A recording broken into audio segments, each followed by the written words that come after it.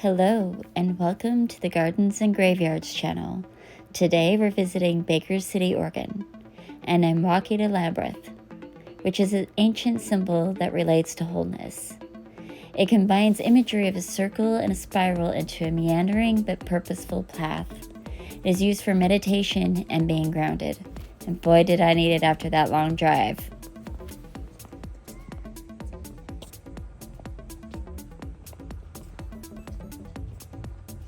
The Baker City Labyrinth is a precisely scaled 91% replica of the 12th century labyrinth design on the nave floor of the Chartres Cathedral in France.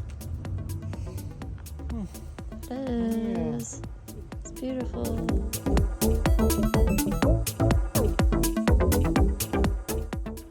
Would you look at that twisted bark on this lilac shrub? The decorative trees and shrubs on this side of Oregon are so much older than what I'm used to seeing. They are absolutely gorgeous.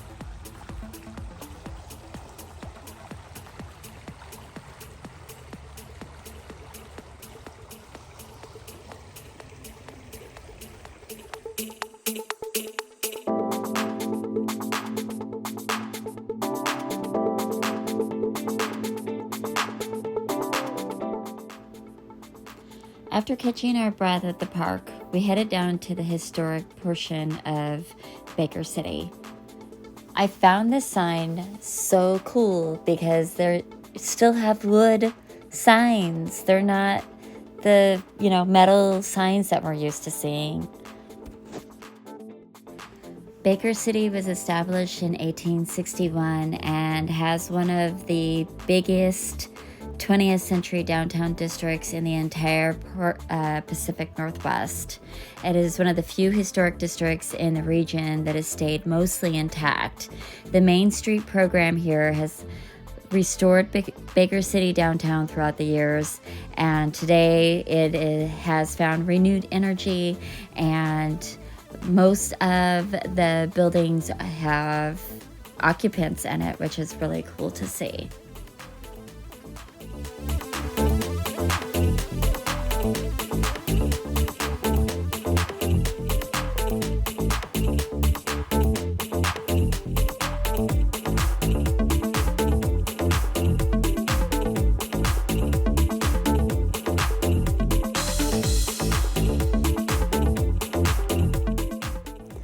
While most of Eastern Oregon was basically a cattle drive and people were just coming over with everything they owned to occupy Oregon, Baker City was kind of like the bougie city life where you would come to exchange the silver and gold and gemstones that you found in the hills that you've been mining, or you would establish your businesses and create more than just trade, but this is where you would find hostels and brothels and hotels and restaurants and, the nightlife.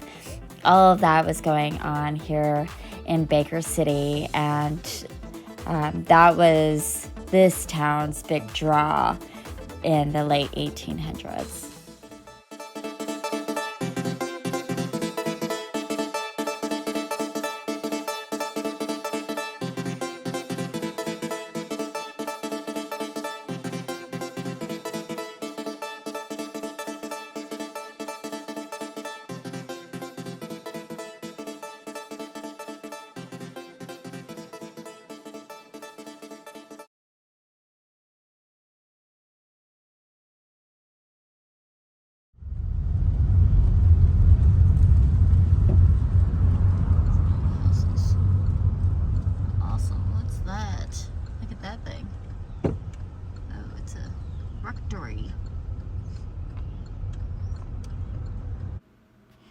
We went to visit the house of Leo Adler, which you saw earlier in this film. There was a Leo Adler Memorial Highway.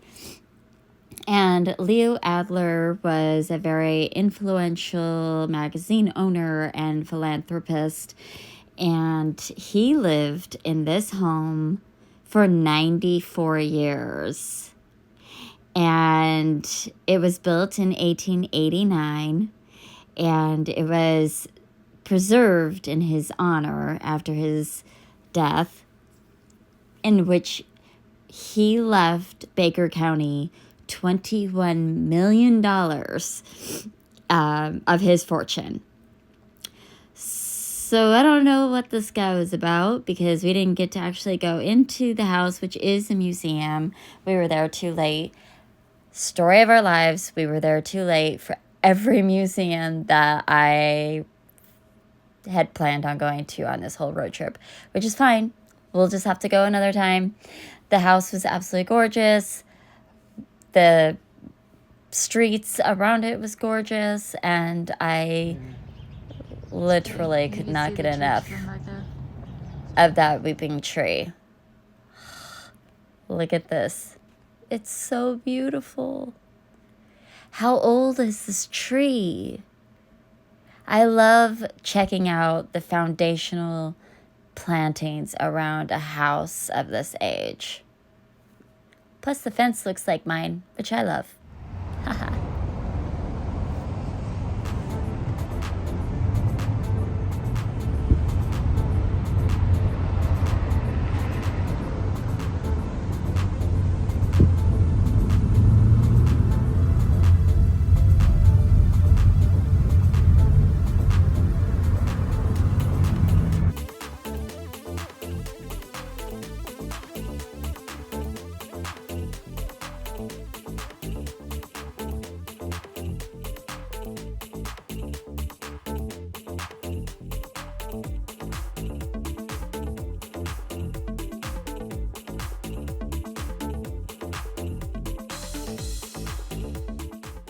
For the purposes of this road trip, checking out ghost towns, we could not miss the beautiful Geiser Grand Hotel in Baker City, which we had lunch there and enjoyed how beautiful all the details and the old artifacts and furnishings that they have throughout the hotel.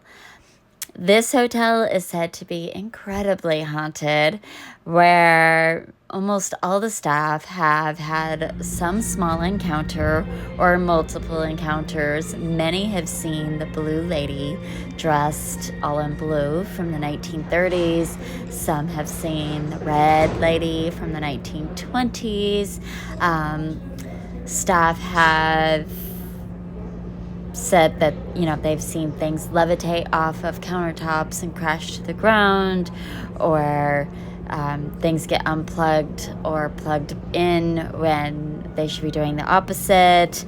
All kinds of, silly hauntings that aren't harmful at all, but there's definitely a huge presence in this hotel. And when we were in the upper floor, we definitely felt that we were not alone up there. And granted, there are rooms that could have been occupied, but this library, for instance, felt pretty heavy, like there were many people in there. Not like they were staring at me or anything like that, but just that it was an occupied room. No feeling of malice, but just perhaps it's just the imprint of 100 years of activity within the bones of this building. Now, this building was built in 1889, and it was one of the very first elevators in the Pacific Northwest was put into this building, and it was opened until 1969, and then it was closed for a while and opened back up in 1993. Before it closed down in 1969, after the railroad lines and financial distress kind of hit this, or hit this part of the state. The railroads redirected, and just different things happened over the years. The hotel did change from very rich clientele, which it was serving in the beginning, and it became a casino for a while, and then a brothel, and then even a veterans hospital before eventually becoming derelict in disrepair, and in 1969 when it closed. But oh my goodness, they did such an amazing job in restoring this building and all of its woodwork and beautiful chandeliers. Just all of it was absolutely beautiful, and it was a joy and a pleasure to have gotten to tour it and be inside of it. And that is going to be it for this day's video. Thank you so much for hanging out with us while we're on this road trip. Keep liking and subscribing, share with your friends. We're going to keep heading off and finding more ghost towns in coming videos. See you next time.